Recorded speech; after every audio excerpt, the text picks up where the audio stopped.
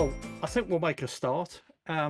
First of all, a great pleasure for me to welcome you all, and thanks for such a great response to this event. It has become a really fun, important part of my uh, year in publishing and writing. I'm very glad to say that we are back. We are a couple of months later than we were when we were doing the pitch event on X and Twitter. That was generally held in January, but this year we're a little bit later, but we are here, and I'm very glad for that because this is our 10th anniversary. This will be the 10th year of pitching events on social media that we've organised. And I think that's a really important landmark. It's been a great and somewhat joyous celebration of writing and publishing in Scotland, and has in itself proved to be very successful for a large number of writers who have participated over the years, some of whom have gone on to do very well and had multi-book deals, in fact, out of the things that have come out of this. So that said, I think it's also a great opportunity to sharpen your skills in this very process. Good things come from writers, I think, out of learning to pitch their events, to focusing your mind on the kind of disciplines that this entails. So before we start, though, I'd like to thank two organisations without whom this wouldn't be possible. They are the Association of Scottish Literary Agents, with whom we've worked throughout this whole decade, actually, of these events. Very grateful to them for their continued support and participation in this, and to our funders and backers, Highlands and Island Enterprise, HIE, who have been with us since the very first one and stay with us. So many thanks to them as well. In terms of questions, obviously there's a lot of people, and I think the best way to organise this is if you use the chat function. Again, there's a sort of a little dotted speech bubble either on the bottom rail or at the side. You'll find that you can type directly in there, and I'll be monitoring those, and I'll ask the questions when we get to that phase of the event. The meeting is being recorded and will be available in the next few days on YouTube if you want to catch up. Also in the chat at the very first message, you'll see that I've put there details of the hashtag that we'll use on the 28th of March, Friday week, to actually during the pitch day. Full details of the actual pitch are there as well. There's a link you can click, and my Bluesky account, Peter Urpeth .bsky.social, is also there. Please do find me, and you know, we can connect there. Just to add that I've also created 3 lists on Bluesky: one for Scottish writers, one for Scottish publishers, and one for Scottish agents. And if you'd like to be included in any of those, then please do find me on Bluesky, and I'll add you. They're a very good way of us following each other, and of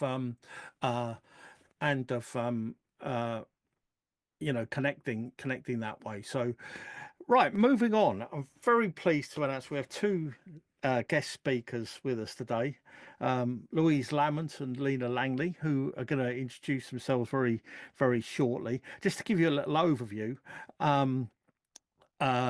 what we're going to do is they are first of all going to introduce themselves and give us a little update on their year as agents, what's been working well for them, the kind of work they do, and importantly what the trends have been, or how they see the trends over the next year. So a little bit of crystal ball gazing, which I find incredibly useful and is a great insight into what is actually going on in the marketplace for publishing. So first of all, I suppose I'll hand over to Louise Lamont. Hello, everyone. Lovely to be here, and thank you, Peter, for everything that you do here, and also for pronouncing my surname absolutely correctly, which almost no one ever does. So I'm very, very grateful. So I am a literary agent at LBA Books. I've been here for about 11 to 12 years, and before that I worked at various other agencies. And my list is a mix of children's and adult. So just to give you kind of an area overview, I represent everything from picture books, author illustrators, through to non-fiction, cookbooks, or women's fiction, or crime. Anything that really takes my fancy is something that I'm able to go after, which is one of the great sort of perks of agenting, that you can really be dictated by your tastes. I think just to your question about what has the last year looked like in agenting and publishing, I think we might get into some of this in more detail, but I think there are some really large threats, but also some really large opportunities that have emerged in the markets over the last few years. One of the big threats, obviously, which I think we probably will get questions about, is AI and what place that has in publishing. But one of the huge opportunities that has emerged in the market that has kind of shaken things up in really exciting, interesting ways across lots of multiple genres is BookTok, which is the sort of the community of book lovers found on TikTok.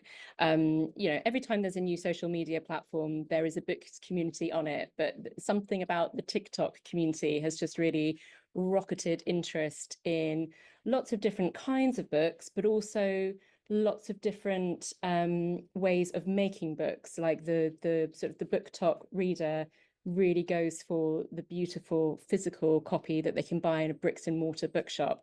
And that has just had a really invigorating impact on the whole book ecosystem for us, which has been really exciting.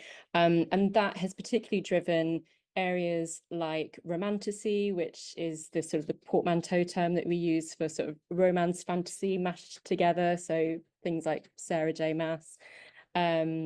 It's really turbocharged romance and that kind of area of women's fiction. So you know, if you go into your local Waterstones even, you'll now see a sort of TikTok recommended it tabletop, which will be dominated by these kind of pastel colored romances and rom-coms. And so that has been a really sort of dominant area over the last sort of year or so that I've been looking at. And then obviously sitting slightly outside of BookTok would be kind of crime and sort of the interesting things that have been happening in kind of the crime genre, where, you know, the most visible figure there is Richard Osman and the Thursday Murder Club and his new series. And that's, you know, that's also been a really exciting area of the market to sort of follow. And then if I briefly touch on kind of the big trends in children's and YA in case people are looking at that area of the market too, the huge transformation that's taken place in children's and YA over the last few years is the explosion of interest in graphic novels. On the YA side, that's been driven by things like Heartstopper and Alice Oseman. And on the sort of middle grade, which is what we use to refer to sort of 8 to 12, 13 year olds, that's sort of where you'll find Bunny versus Monkey and all of those sort of wild, zany comic book anthologies that, you know, fly off the shelves into playgrounds. That's had an enormous effect on what kids are gravitating to. And it's sort of made some of the other areas of children's fiction have to really sort of work a little bit harder, I think, to retain some of their readership. So from my perspective, that's sort of an overview of some of the big changes that have happened or the big sort of trends over the last year or so. But over to Lina for her take. Okay, great. Well, okay, I'll do a quick intro, and then I think that was a really comprehensive kind of overview of what's been happening in the last couple of years. So maybe I will look ahead a little bit towards trends, because I've just been at London Book Fair, which is a big kind of trade conference where we're meeting with lots of editors and asking them what's working for them and what they're looking for in the future. So that was very interesting. But yes, my name's Lina Langlee. I'm an agent with the North Literary Agency. I'm based in Edinburgh, and I have been closed for submission for about 2 years, but I'm just about to open. So this has actually been really useful for me to kind of think about what I'll be looking for shortly. We're a fairly commercial agency, or at least I am, so I don't go quite as young as Louise. I start at kind of middle grade and up. Don't do nonfiction either, but like Louise, I like romance. I also like genre, like sci-fi, horror, speculative, fantasy. And I think lots of people are looking for those kind of things now because, as Louise mentioned, book talk and the absolute explosion of romantasy.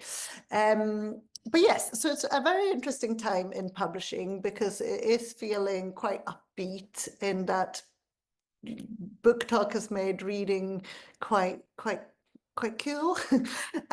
So it's a really strong online community there, and also that combined with subscription boxes who kind of specialize in a curated list of titles within genres, like for example romance or fantasy or horror, can create these really like beautiful objects, beautiful editions of books. So you might be able to find like one edition in Waterstones, but you could also have an exclusive Illumicrate edition with like special sprayed edges or something like that. So it's a really interesting time to be able to give books the kind of status they deserve and to make them like books as object. But we also have a really vibrant digitally led publishing scene, I think, with lots of publishers who focus on how to reach the readers who prefer to read on ebooks. So that's also interesting.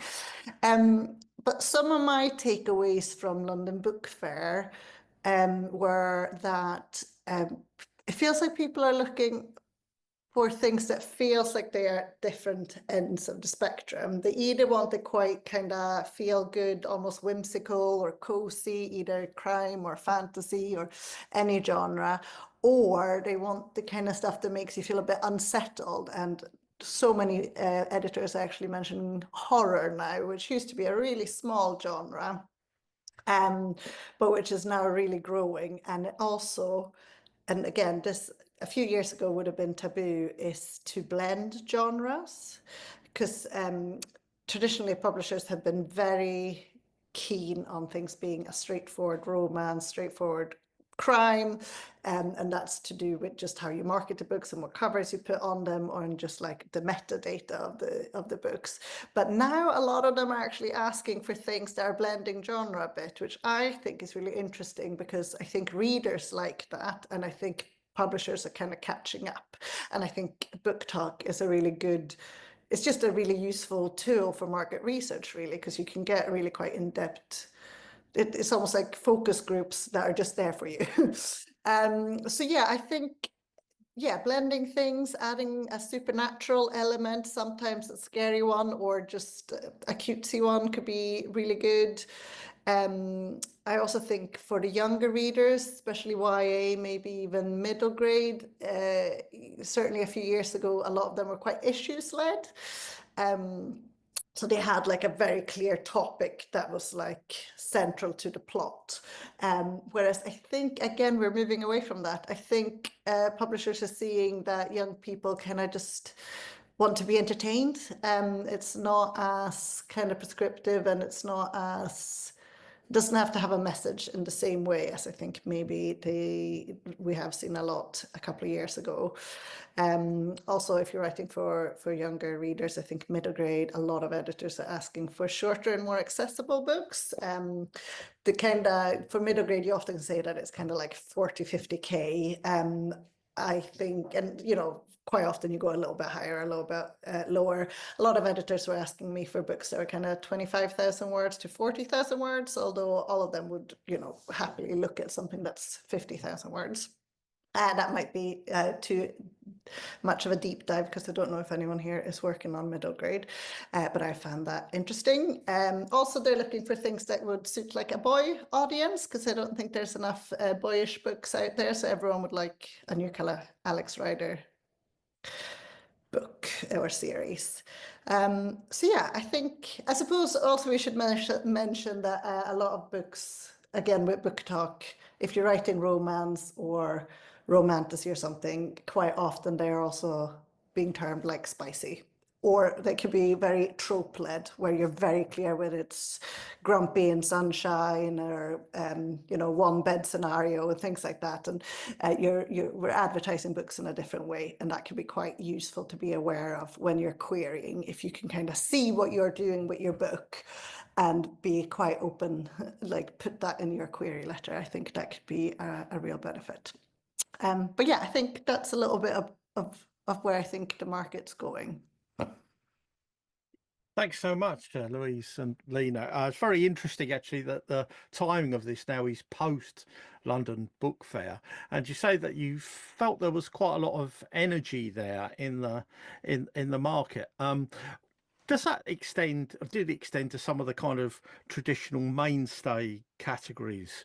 I'm thinking about things such as literary fiction, and also any kind of real surprises that surprised you when you were there, because it's great walking around the various displays and tables and so on, and there's always something there that you kind of see a trend when you're there that you weren't aware of when you were prior to getting there, to see what other people are doing.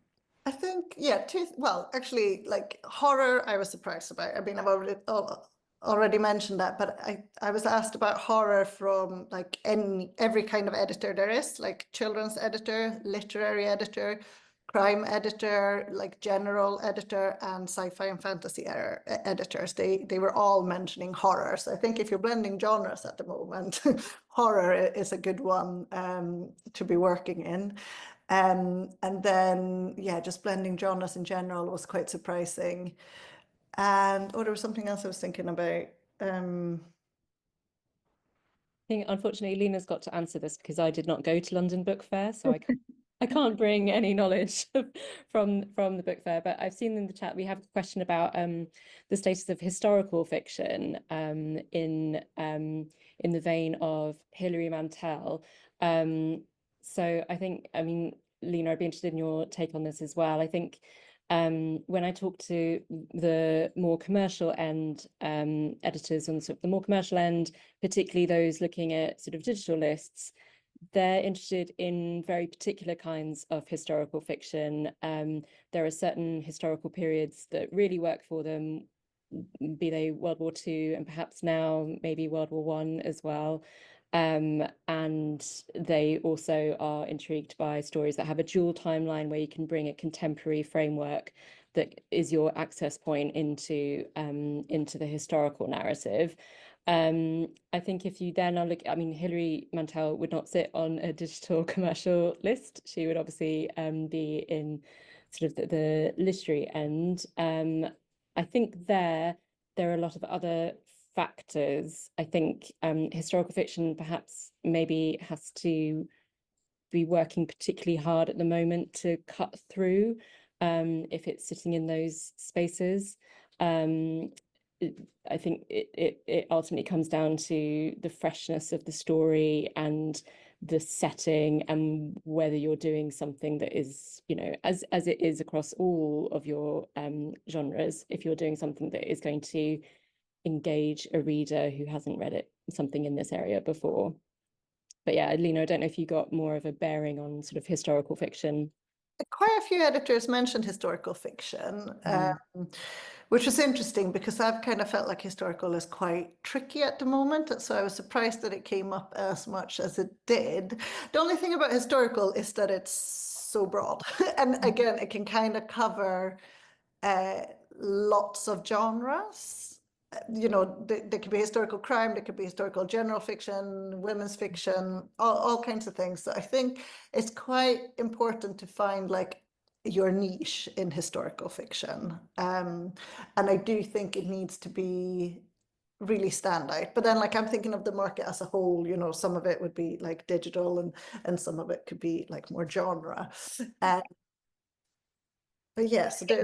I think people love, I think the reason that we're seeing editors say they want, you know, they're interested in more historical fiction, even though we have felt that maybe the market has struggled with it. I think there's always an appetite. I think that's historical fiction in some ways sits adjacent to sort of fantasy fiction in that it gives you that completely immersive world where like every detail is illustrating something in your mind really beautifully. And so a lot of the hits that you will get if you're reading fantasy fiction, you might also be getting if you're reading historical fiction. So perhaps editors are kind of anticipating that hunger for that kind of immersive world building, to sort of drift into straight historical in the sort of coming years. Who knows? Who knows? Nobody knows anything in the end.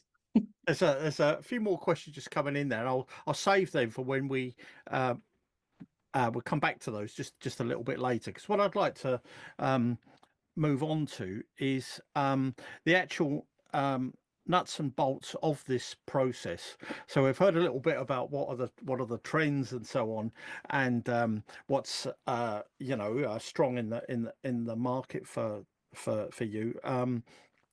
So I'd just like to move on to the actual process of how to pitch, and you'll find all of what I'm going to say is actually on the website that I have linked in the chat. Sorry, there seems to be some issue that you can only see the chat from when you join. I wasn't aware of that, so I've reposted it, and hopefully most people, if you go back through it, you'll see there's a link to a web page that you can click that has all of this information. But I'm just going to run through it. First of all, of course, the thing that people really need to have, you cannot do without it, is to have a Bluesky account. You need to register for Bluesky and to pitch on there, which is to create a post using 280 characters plus the hashtag Scott Writer Pitch 2025. That is also in the note in the chat box that I put here. The best way to get a Bluesky account is via the link bsky.app, and that's I think I've also put that in that note, otherwise I will do. So it's bsky.app, or you could simply find the app via your app provider, whether that's on our phone or through Google Play and so on. You'll find Bluesky as an app in there in the socials section. It's very easy now to actually set up a Bluesky account. I think when Bluesky was becoming popular, maybe 6-8 months ago, there was some kind of sense that it was quite a involved process, but they have definitely, if that was the case, simplified it to the degree now where it really is just a matter of name, and those kinds of things, and click the buttons, answer the questions, and away you go. The second thing I like to say is who then can actually participate in this pitch. Well, it's open to writers, but you must be based in Scotland, and that is that your principal home address must be in Scotland. And it's very difficult for us to police that actually on the day in terms of checking where people who pitch things actually come from. We're not going to do that, and we just ask that that's respected. It's no great crime anyway, but we do ask that it's our space for the day. You're more than welcome wherever you are to look at that work and to join in. We encourage everyone, if you're pitching work, if you just want to browse what's being done, to like and share the things that you read as well. It really does add to the sense of the community and the joy of it, and I think that's a really important part of this. On the day, so you pitch your work as a text, not as an attachment, nothing like that. On your own Bluesky account, to say up to a maximum of 280 characters, which includes the spaces, plus the hashtag, which is on that web page. It's in the chat notes. How this works is that the participating publishing houses and literary agents then follow that hashtag, so they can enter the hashtag and see all of the posts on Bluesky that have actually use that hashtag, so they can then browse those. And what we say is that, I mean, sometimes there's an immediate response. They will comment, Other times that comes afterwards. So it's important that you're open for direct messages. Even if you do that for just like a month or something, that the chat functioning in Bluesky itself is enabled so that if an agent or publisher wanted to contact you, they would do so there. So do also monitor your messages on there. We have moved because we were noticing a declining amount of response on what is now known as X. I know many people have many reasons to not want to be there. There's a very practical one for us, which was the kind of growing disengagement of a sector. I mean, obviously a lot of publishers and agents and writers are still there. That's their choice, but lots aren't, and the engagement rates had fallen very dramatically over last, and we in fact had that conversation as an organization a year ago as to whether we were gonna, and we went for one more year, but this is the year of change. If you told me that this process would actually outlast its life on Twitter when it started, in the infancy of Twitter itself, I would have found that quite difficult to believe. But here we are on a different platform, and I think it's a good fit. So so writers can pitch any type of work they wish, but please do bear in mind that our agents and publishers are looking for trade kind of commercial titles. So this, so think fiction and non-fiction for adults and children in all mainstream genres and cross genres, as we're hearing, plus picture books for children and works for the young adult market.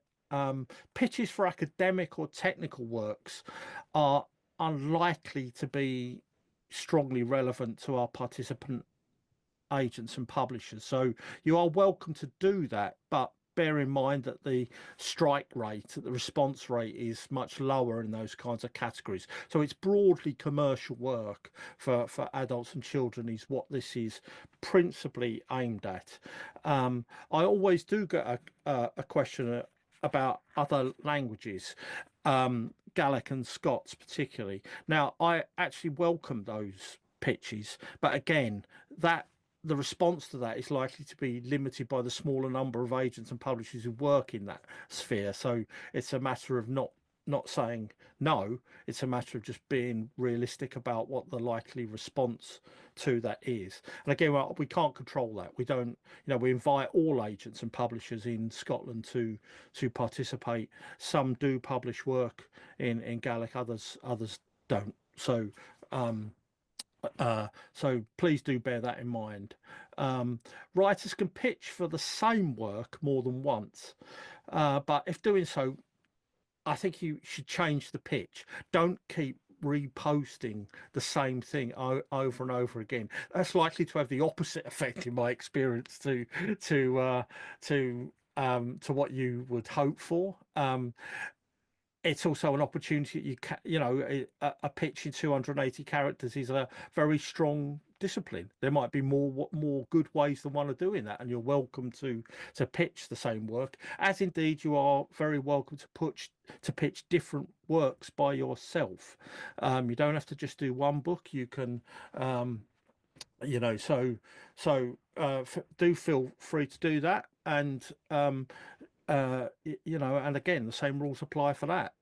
Don't constantly repitch the same thing. Just keep pitching, keep changing it, and you can pitch as many different works of yours as you would like.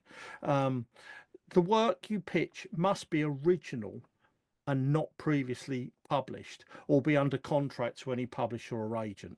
It's really important that, because we've got to be able to work with work that is actually available to the participating publishers and agents. New this year is a very strong direction that we do not accept work that includes any, and I underline any, AI generated content. So please do not pitch that work, AI generated content of any kind, or indeed to any degree. This must be you as a human being writing this work and putting it out there. No AI generated content. I think our agents might want to comment on that, on why we've reached that kind of decision. I think it's best to have clarity.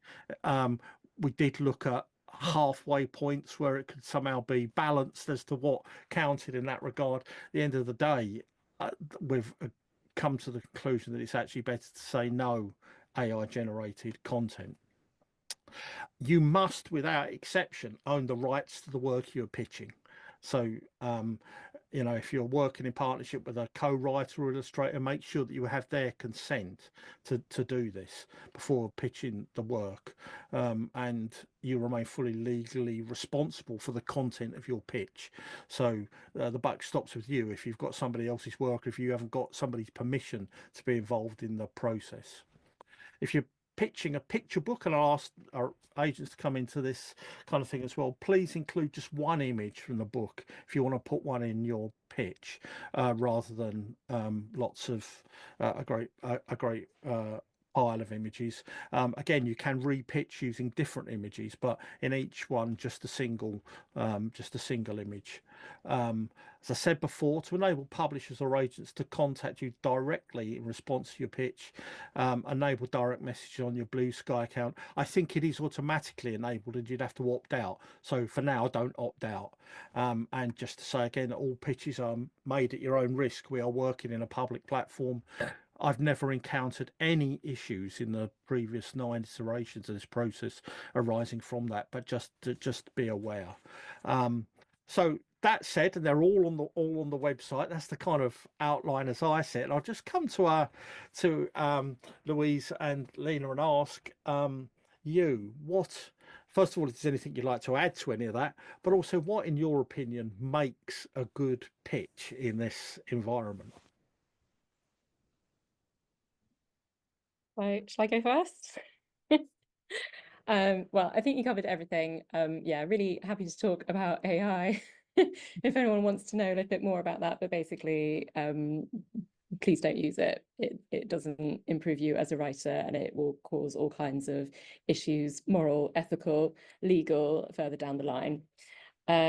So in terms of pitching, obviously, what we're asking you to do here in distilling it down to 280 characters, including spaces, might feel like a slightly artificial task, but I think it is a really good way of boiling down the kinds of pitches that you will need to be using at every stage of your submission process anyway.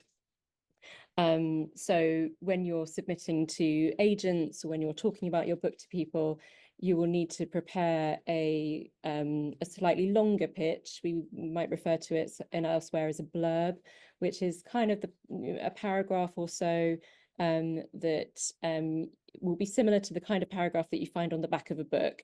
And in both cases, it's doing exactly the same job. It's trying to attract the potential reader to think, oh, this is a story that I'm quite interested in. So what is it when you look at those blurbs on the backs of books? What is it in those sort of few lines that grabs your attention and makes you think, I'm willing to commit $9.99 and 5 hours or 10 hours of my life to reading this book? And so a lot of the principles that we'll talk about in terms of how to make this very short pitch apply also to writing those larger, longer pitches that you'll put into your cover letters. And I think sort of the key principles for me in thinking about what elements from your book you're picking out, you want to introduce your main character.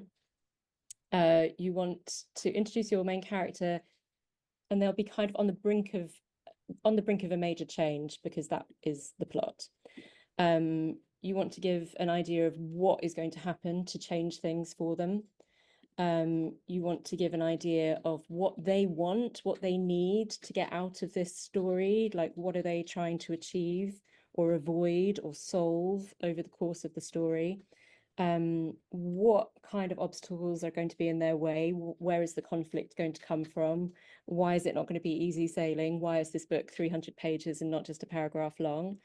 And then the other element, which can be sometimes forgotten, but I think is nice if you can work it in, is to give a sort of a flavor of the tone or the world that you're writing in. So it's not just fact. You're also kind of trying to evoke a sort of feeling. And I think a sort of useful example of this where if you've ever been on a pitching session with me before, you'll have heard this example. I'm sorry for using it again, but it's just a really useful one and a timely one now. But I'm going to read out a short pitch for a very, very famous story. And it does a lot of the things that we've said, but what it gets completely wrong is the vibe, the flavor, the tone. So you can maybe guess in the chat if you want, very briefly, if you can work out what the story it's referring to is. So the pitch is: transported to a surreal landscape, a young girl kills the first person she meets and then teams up with 3 strangers to kill again. So that gives you your main character, gives you a sense of the world they've been transported to, gives you the point of change, which is that she becomes a killer, gives you a sense of where the story's going to go. She's going to meet 3 people and she's going to go on a quest to kill again. So you've got all of those elements of the blurb, but does anyone have any guesses as to what the story? Yes, it is The Wizard of Oz. Well done, everybody. It's The Wizard of Oz.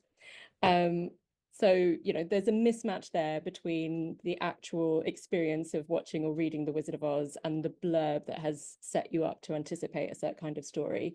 So if it's possible to introduce, you know, to look at your blurb and think, am I directing the reader into the right kind of anticipation of the kinds of story that I'm going to be offering them? That's quite a useful thing to bear in mind as well. So those are my sort of the key elements that I would put into writing your pitch, be it the longer form or distilling it down to the shorter form. Yeah, I think that's super useful. And I think one way of doing that on the day for the pitch event would be, because obviously we can't like really include a sample unless you have like a killer opening sentence, which could be really cool, because you have to target it for your own project. But one way of doing it could of course be that you give a comparative title, or you know, you say, you abbreviate. If you're writing middle grade, you put MG, or like the age bracket it's for, or just a genre, just so the genre expectation is quite good. So again, horror, if this is horror, you probably will have some creepy ingredients in there, but if you just, you know, write the genre name on there and then go into your pitch, or, you know, whatever order you want to do it in. You could also go with this meets this, or, you know, for fans of this book, because that can give us a little flavor of kind of where you want it to sit in terms of tone and genre, so we know it's not whimsical when it's meant to be scary, or, you know, similar things like that. So that could be a good way of doing it, and that's also something that you should be doing in your query letter when you're emailing agents. So you'll have to think of comparative titles and genre at some point, and similarly, what was I thinking? Genre, word count. Of course, elevator pitch. I mean, no one likes them, but some books are a lot easier to think what the elevator pitch is than others.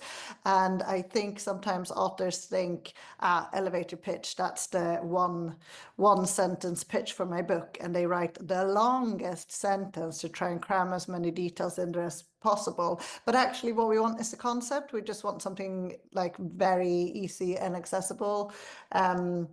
So, you know, if it is easy to wrap up your book in that snappy sentence, you know, this competition, or not competition, this initiative is kind of made for your book, but I don't have to have that. Just giving us a flavor of the book, and as Peter said, because you can do a couple of different pitches, you can try it with plot led or comp led, or you can you know, figure it out a little bit on the day, and you might see what gets more responses. This could be your focus group really for when you then start your query letter, because you can see what people respond to if you get more likes, if you go this meets that, or however you do it. Thanks very much, both. There was one question before moving on to some key don'ts. It's been asked, is it worth pitching ideas for novels that are not yet finished?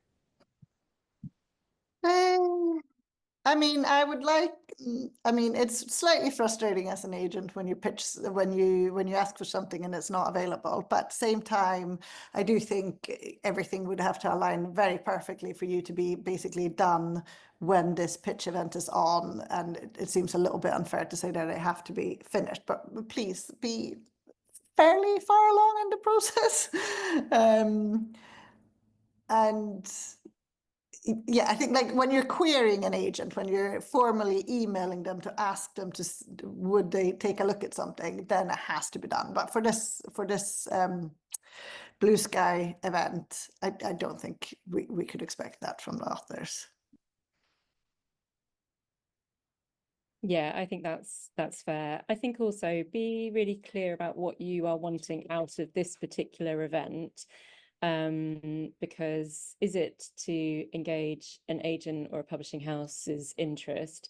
In which case, I think, as Lina said, the best way to be consolidating that is to have a manuscript that you can share while our interest is piqued. But if it's more that you're not sure like what to write next, or if the idea that you've been sort of toying with, like, is this right? You might come to this event and think, I'm going to frame certain kinds of pitches and see if any of them get bites. And, the follow-up with an agent or a publisher is not going to happen if I haven't got a manuscript, but I will at least have a sense of the interest that, that idea might generate. And that just gives you a bit of, extra data to go on. So I think just be clear with yourself what you will be able to build on if you're coming to this without a full manuscript. Yeah, that's very interesting, and it's very difficult to actually kind of like determine. So it's got to be, so many words or so many chapters done or so on. So I think that advice is very good. And just also on non-fiction, we've always said that it's actually okay for general non-fiction to actually pitch an idea, because this is much more close to the way in which publisher might work in terms of being interested in an idea, and the pursuit of that might be based on things such as who you are, your relationship to the subject, your track record, and so on. So it's slightly different with non-fiction, where if you've got a very strong idea for a book, you might be wanting a commission to write that book, and if you're the right person, you might actually get that commission as well. So I think there's a slightly different kind of situation with non-fiction that you can enter this process, I think, productively at a kind of different way, at an earlier stage, and so on. So just so that, can I just say, have you got any key don'ts in terms of pitching work? I know in terms of the old days of paper, or even with email submissions, some of the things that used to get included in paper submissions, or some of the formatting and all of that kind of thing, was challenging and off-putting. Slightly different here, because it actually, this is very limited space, and there's a limited amount of what people can do. So in your kind of joint experience, you've both been here before and have both participated in the pitch event before. Have you kind of seen anything that you think people shouldn't do? I would say don't flood the timeline. I think, the practice of trying different approaches or with different books, it's for you. That's a really beneficial element of the session. But if agents and editors logging in can only see your work where like one word is slightly different, or like, it's pretty much the same pitch with a very small change, and you're sort of dominating the chat, like they're just, we're just going to blur over. We'll start losing the thread of what you really want us to concentrate on. So I think if you're doing multiple posts, be judicious about it. Probably less of a risk of this in this format, but sometimes it can still happen. Lina mentioned comparative titles, other things in the market that you might flag as being similar in this. Never do that in a negative way. Like, never do it in a trashy, like, oh, if you love the idea of Hilary Mantel, but you can't stand her writing, mine's the book to go for. Like, yeah, just never sort of frame your work in that sort of relationship where you're trashing other established authors and titles. A, because I don't think it does you any favors.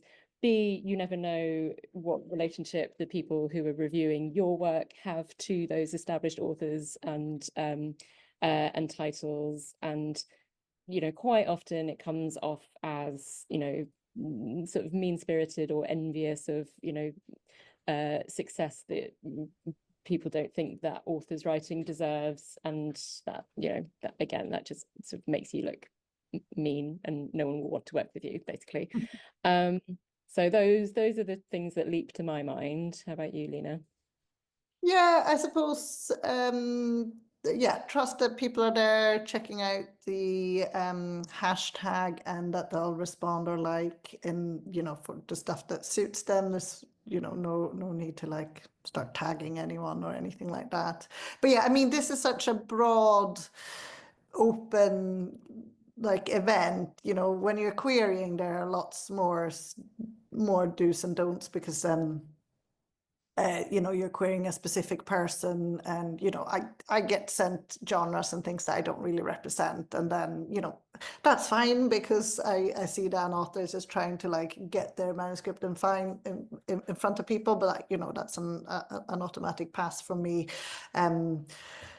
So, you know, like once you're actually querying, do your research to have better success. But for this, it's such an open thing, and on a new platform that we're, you know, kind of just figuring out who's here and who's not. So I think we're all quite flexible at this point. Can I just add one myself, which is something that I see quite a lot in pitches, and I don't know whether Louise or Lina would agree with this, which is to avoid wasting space in 280 characters on kind of self-determined superlatives. So I'm thinking about things like saying this is an hilarious romp through so-and-so, when actually it's a comedy, or, you know, that's an important part of it, or to say, you know, to use space bigging up your work.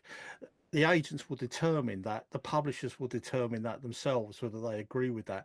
And I think it wastes a huge amount of space to kind of over egg. For anyone who pitches, I'm delighted for you if you're that behind your work and you're that committed to it and so on, but don't waste space telling people how hilarious it is and so on. If it's a comedy, it's a comedy, and if that's key to the work, great. But don't waste a lot of time kind of like getting the adjectives out, and you know, I'd focus on the key elements of the pitch as was described earlier. On my heart, can I jump in there and say, like, don't feel like you have to fill it just because you can. I mean, if you have a killer one-line pitch, like if you've got a really high concept novel, you know, if you're using like 10 words and it's super intriguing, I would respond to that. So, you know, don't fill up just because you have to feel like you have to fill up all the characters, all the words, because you might have a really good pitch in a lot less. right. Well, moving on then to some questions. There's quite a few. First of all, question is, there are very few places to offer up speculative fiction novellas. Might that be changing? I think it might be, but I think rather than novella, I think short fiction might become more popular. I think novella, like you know, things will always cut through if they're exceptional. Like there'll always be instances of things that you think isn't that commercial proposal that will sell.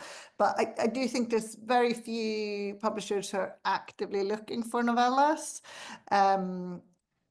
But, you know, I have sold something that was initially kind of 50,000 words, so a bit longer than a novella. And I think in edits it went up to about 65 or something, which was speculative.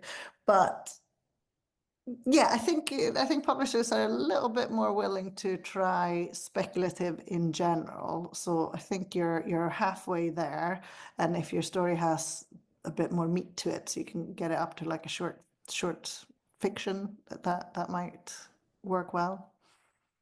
Okay, one for you, Louise. I see you've answered this already in the chat, but I'm going to just go to it, which is Lina mentioned a preferred length for middle grade fiction.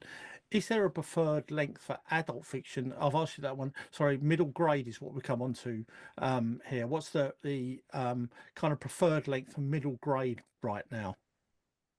Well, I think, Yes. sorry, Louise, you go. Yeah.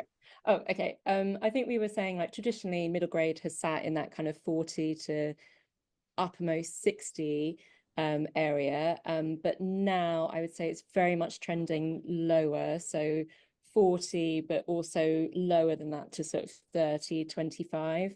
And that is one of the big changes that we've had over the last few years. I think it's probably a really good thing. I think the middle grade area has been really dominated by quite chunky, quite daunting sort of magical adventure type novels over the last few years. If you look at like Waterstone's Book of the Month for the children's selections, it's often been that kind of book.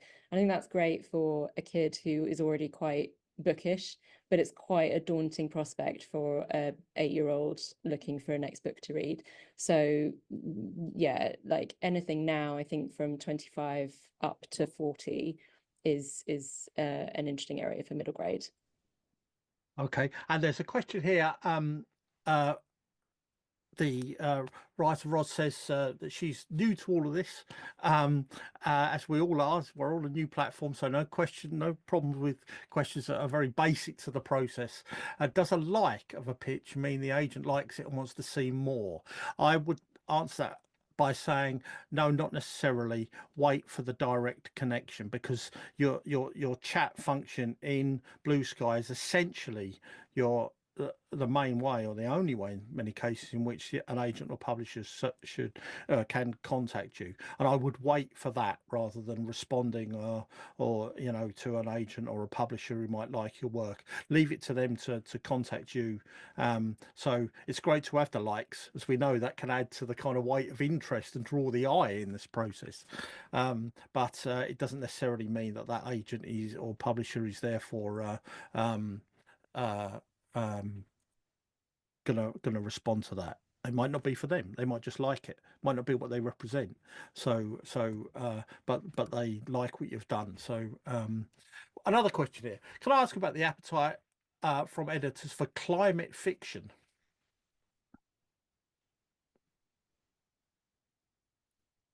I don't know if I think, oh, Louise, your microphone's not on. Sorry, yeah, I'm back.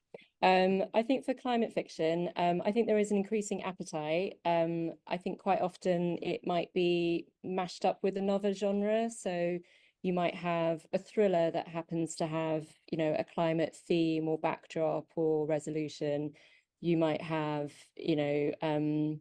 sort of action adventure, or it might stray into sci-fi and fantasy if it's looking at sort of our world as affected by certain elements of climate change. So if it might not be that editors are thinking I'm looking for climate fiction, but they might be looking at other genres where climate is one of the key parts of the storytelling. So I would say it's completely open field for you.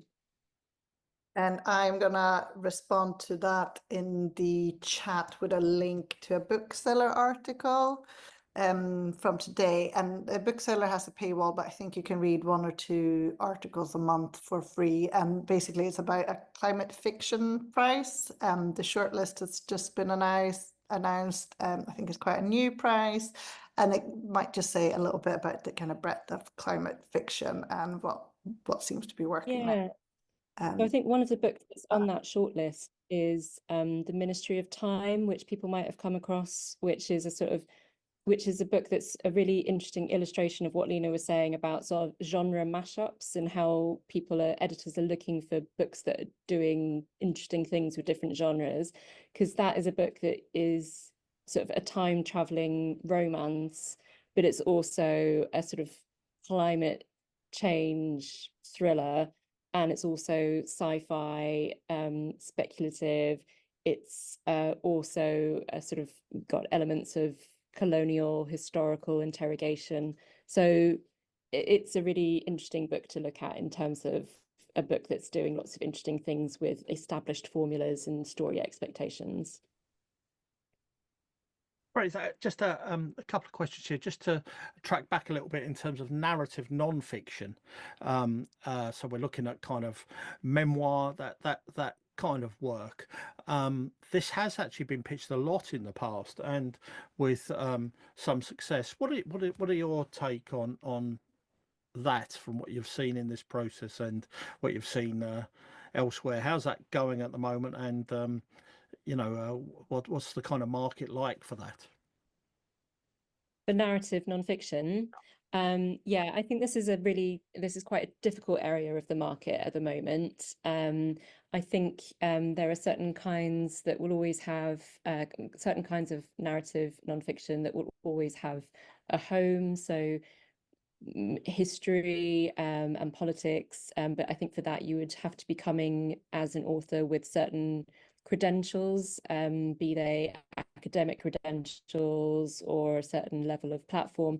Platform is a question that's come up somewhere else. I would say for fiction, your platform at the point of submitting to agents isn't really that important. What will matter is your storytelling and your voice.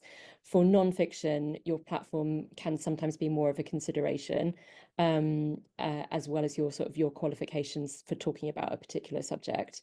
I think an area of narrative nonfiction that has had a real blossoming of late is kind of nature writing and finding sort of new ways into writing about landscape and the natural world.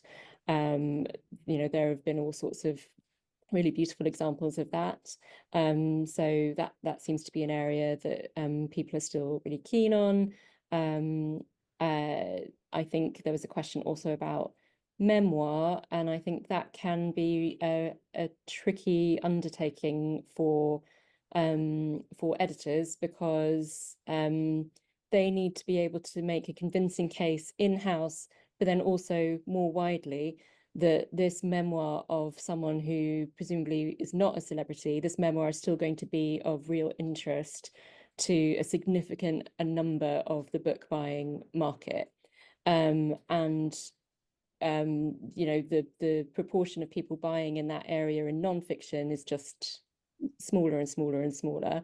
So they really need to have a compelling reason, be it in the writing, be it in the kind of story that you're telling through this memoir.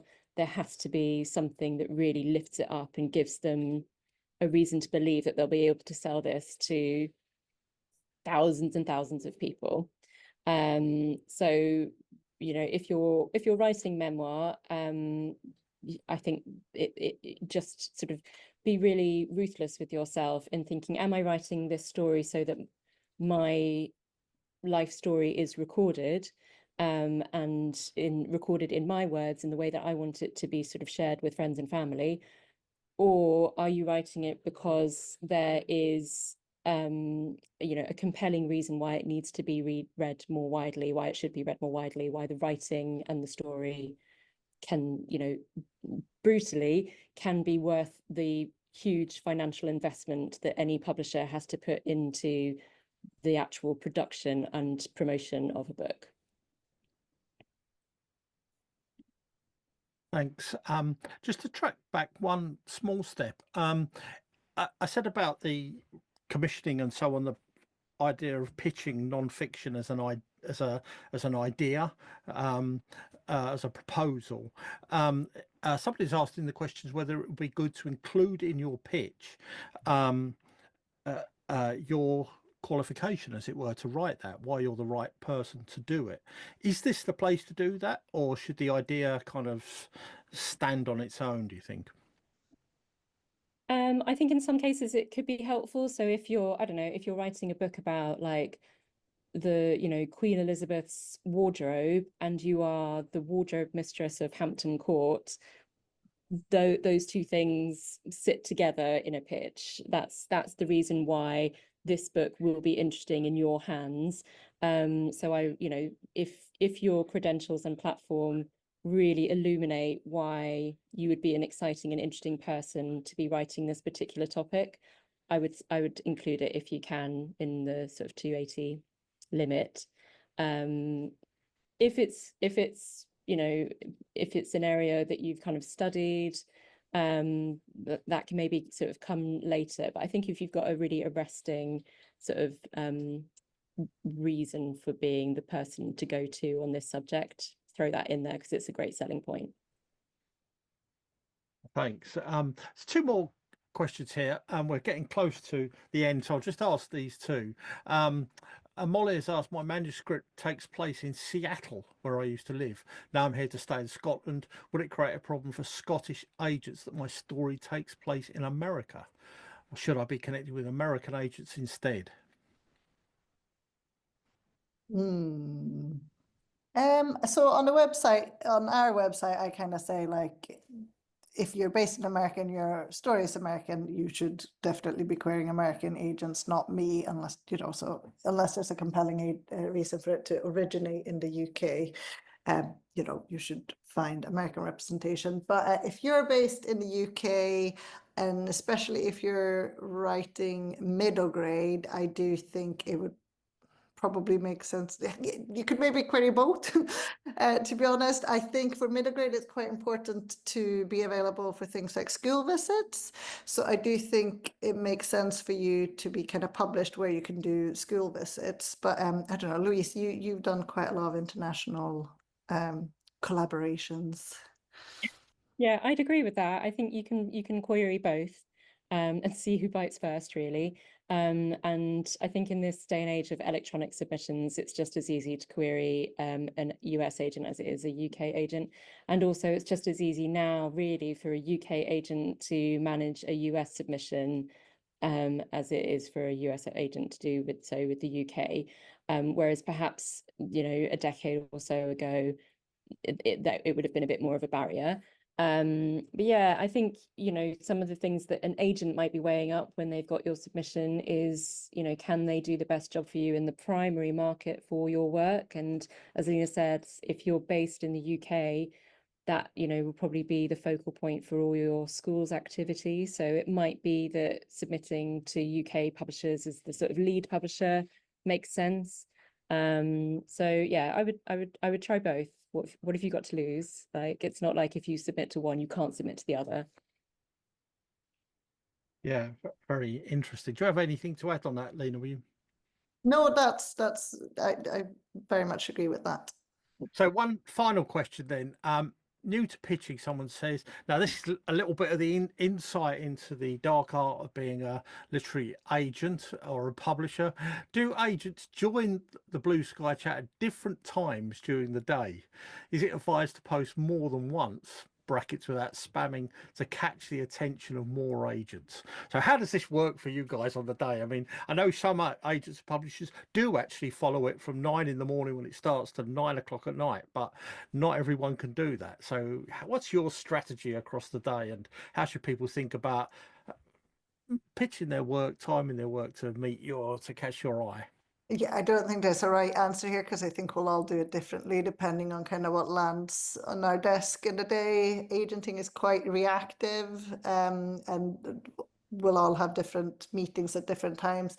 The thing that's nice about it is that it is a way to basically procrastinate for us while feeling like we're doing work.